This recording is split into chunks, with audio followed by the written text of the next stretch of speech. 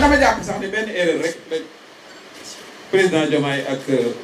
premier ministre Ousmane Sonko def benn erreur. ban erreur la Mimi jàpp ci doxalinu président Diomaye ak PM Sonko ci ne def nañu ko ndax erreur la wala doonu ko dina ci indi ay leeral bala ma ci ñëw nuyu naa leen bu baax fanu gudd ànd ak wér sutura ak barke jàmmi àdduna ak àllaaxira yal nañ ko yàlla boole defal. ban erreur la jàpp ni moom la ñu def. ñoom dañuy jàppoon ne président Macky Sall boo ko defalee teraanga ba jox ko suñu avion ak fi njaar ak moom seen jaan wàcc moom xamul loolu de. moom li mu jàpp mooy Macky Sall jiite gi mu jiite réew mi 12 ans ñu ñëw defal ko teraanga bu toll na jëlal ko avion jox ko mu dem fa ko neex loolu la jàppee erreur bu président Diomaye def. loolu nag pour ñu mën a xam ndax erreur la dañuy delsi ci askan bi nga xam ni ñoo wàcce Macky Sall te yéegal président Diomaye askan bi ginnaaw bi Macky Sall yore réew mi 12 ans ba ñu dikk ci élection ba ñu war a tànnaat njiitu réew lan la askan bi def. benn voyage la ñu décidé dégager régime APR Benno Bokk Yaakaar benn voyage lañ ko def benn. kon loolu la Sénégalais yi def te mooy dañu sanctionné président Macky Sall ak gouvernement am li ko waral munta romb na mu yore ak na mu doxale neexu leen kon Sénégalais yi def nañu seen droit def seen choix ñoom ñi nga xam ne ñoom ñooy tànn njiitu réew mais bi ñu ko defee président Diomaye def na teraanga mooy fukki at ak ñaar yi mu yor réew mi jotul lijjanteeg moom loolu lu dul jox ko avion bàyyi mu dem mais ginnaaw bi nag semaine bi yëpp ñu gis ni mën nañu wax ni ay njabootam ndax man considéré ma leen comme ay njabootu Macky Sall ndax lien bi war a am entre ñoom ak Macky Sall amul mais l'essentiel mooy génn nañu def ay sorties ki def teraanga gi la ñuy dal ci kawam dal gi ñuy dal ci kawam kaddu yu leen neex wax nañ ko ca te la ca ëpp defoon naa ci sama dernière vidéo lien bi mi ngi ci suufu description bi ma wax ni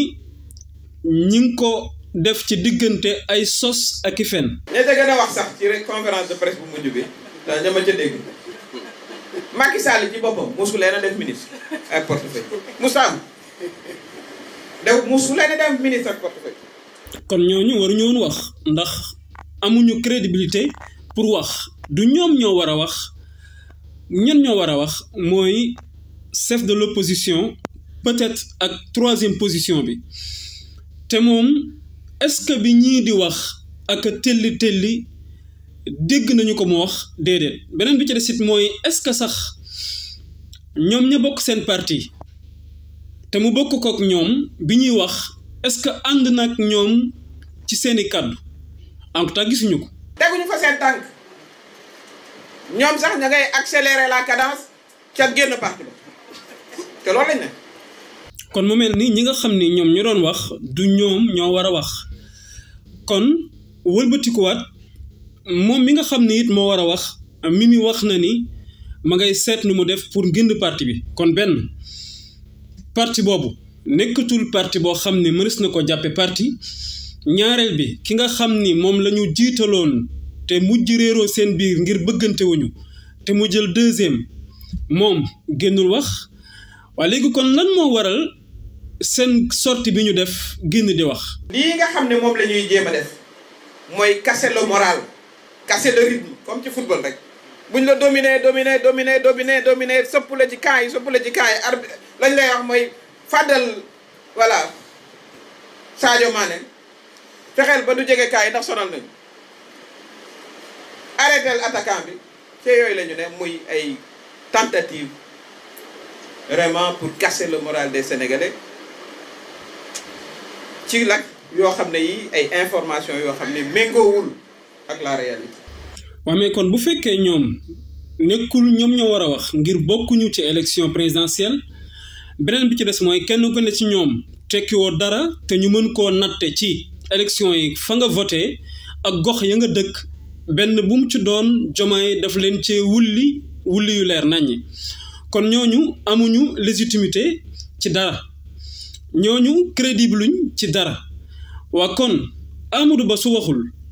sagri nit yooyu di wax lan moo leen war a mën a tax kon ñuy wax. parce que moo leen ko sant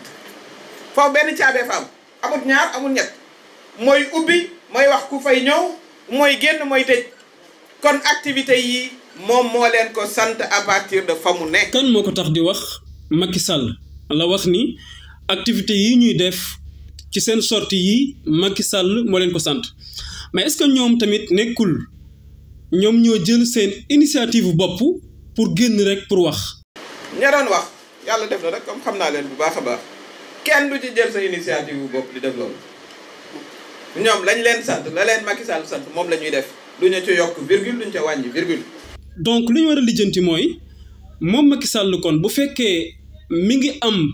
yéene pour di leen waxloo ngir ñuy yàq mais kon moom Macky te moom wóor ko ni askanu Sénégal dootuñu ko jox bopp te dootuñu ko fal ci dara te moom moo leen def wax leen li tax mais kon moom it lan moo ko war a mën a jaral mu ut ay nit yabal leen ngir ñuy wax. moom li mu bëgg mooy voilà wax leen voilà donte li ngeen di wax sax sori na dëgg wax leen rek bu ko defee ngeen jaxase xelu sénégalais yi jaxase xelu jeunesse bi bu ko defee man ma am porox ndoll bu ma mën a jaar pour seet nu may ñëwaate loolu mooy stratégie bi. stratégie boobu nag su ko mënee am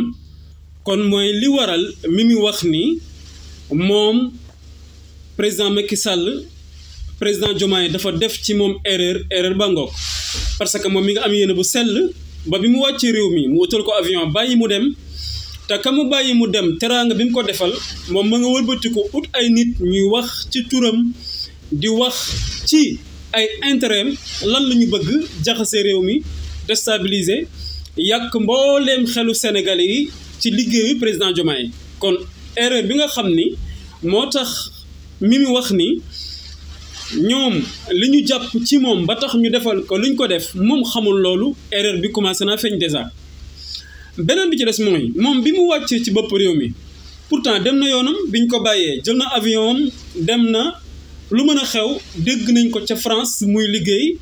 te il paraît que baayam lay liggéeyal. Macron lay liggéeyal moo signé contrat. kon leer na ci ne baayam Macron lay liggéeyal te defar na ko contrat kon war di ko fay chaque weer muy am la muy am ca liggéeyam et pourtant fekk na boobu fi mu jugee njiitu réew la fi woon te boo doonee njiitu réew soo wàccee dafa am lu ñu sartonte ak yow kon xanaa loolu it dooma wax ni Sénégal ñu ngi ko koy fay. parce que loi bi nee na dañ koy fay